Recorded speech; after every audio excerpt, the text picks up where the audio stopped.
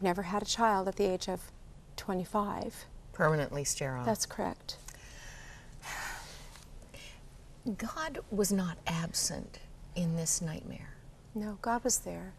I cried out to God. I've always had a strong faith and raised in the church.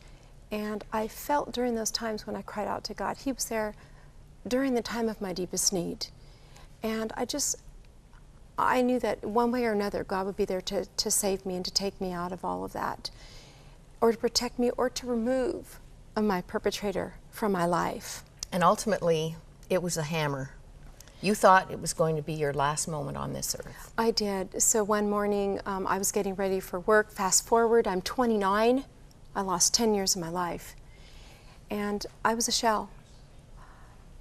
I got to up. You say you felt haggard and worthless. I didn't think that anybody would want me. I was told daily you were nothing but a doormat and a worm and other, superlatives.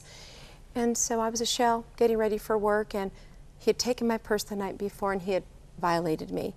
So I was angry and walking down. I got my purse out of the bedroom, and as I did, I made a noise and woke him up. And as soon as I saw him get up and he started spewing hatred, I looked on the dresser and there was a hammer. I thought, he's going to make me pay for waking him up.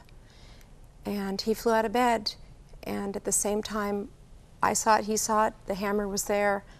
I knew if I ran that he would just crush my head and that'd be the end of it. So I thought, well, maybe if I can defend myself.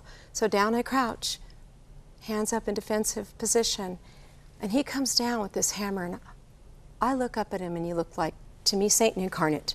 He didn't look normal. His face was, bloodshot, and his, eyes were black, and he just looked not human to me. And I was praying, crying for God, crying to my parents. And then something happened, something snapped. And I don't know how to explain it other than something came rushing out of me and out my mouth, and I challenged him. And I told him, Actually started laughing. Go ahead. I just, burst out. And he just stood there, and I don't know what happened in the miraculous in that moment, but God showed up in a huge way. And he dropped the hammer, and that was the end of it. I fled, never to turn back, Moira. That man is somewhere. Yes, he is. Do you worry about that? I do. I've made peace with it. I have visions because I'm sharing my testimony, and I've written a book. I have visions of maybe I'm signing books at a bookstore, and he comes up with a gun, and I've told my children, this is a reality of my life, but I know that I'm doing what God wants me to do, and I'm being protected. So, my children. That's right. You have I have a quiver more miracles to share. I have miracle twins. God brought a godly man into my life a few years after I escaped, and Sam's here today. Yes, he is. And 2 years after we married, God gave me miracle twins. I have boy-girl twins.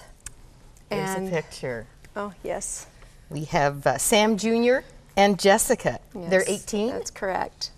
They're 18, and that's our whole family. So the two little girls on the outside, they're my foster adopted daughters. So we brought them in when they were little. We got them two at a time. We had the twins and adopted. Those two are a biracial sibling group, so they are half sisters. And so our house is 4 teenagers. Yes, 4 teenagers, Woo. And I'm loving life.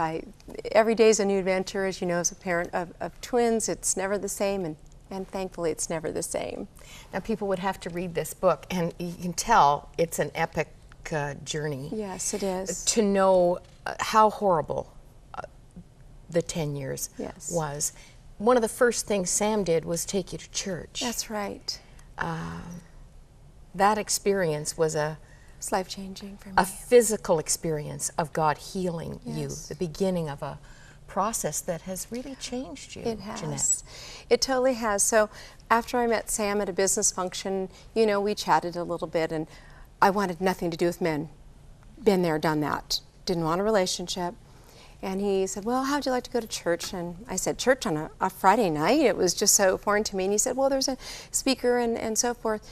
So I went, and they had a special speaker, and they had some contemporary music that was just worshiping. And as I heard the sounds and I listened to the words, I could feel God like weaving in my heart, and I felt like he was starting the healing process, and I knew at that moment that I was going to grasp onto my newfound relationship with my Maker, and that every breath I had, I owed to him because he gave me my life back.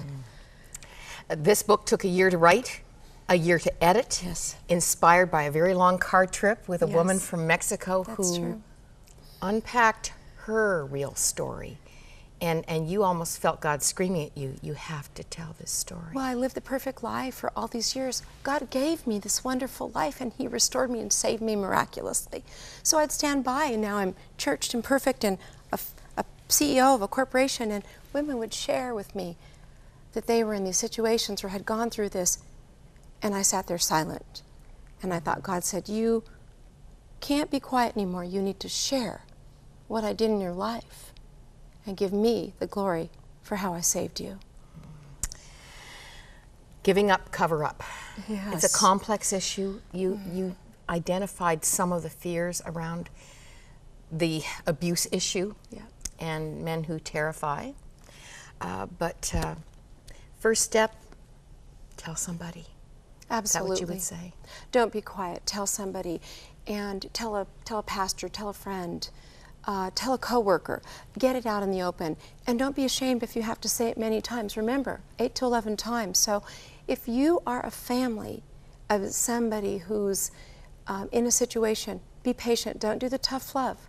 That doesn't work with women in these situations. They have to come to that point where that heroin of the abuser, that addiction of the abuser, that relationship is broken once and for all. And it may take some years for them to get out of it. They will get out. They want to get out, but be patient with them. Jeanette, thank you so much. Shocking to see 70% of all pregnant teen girls have been That is right. abused by their boyfriends. That's correct. We need to start speaking out. Maybe you need to just talk to someone right now. Our prayer partners would love to be that connection for you and pray for you as you begin the road out of pretend and into freedom. From prisoner to president, we'll encourage you. Jeanette Towne, thank you for coming. Thank you so much, Moira.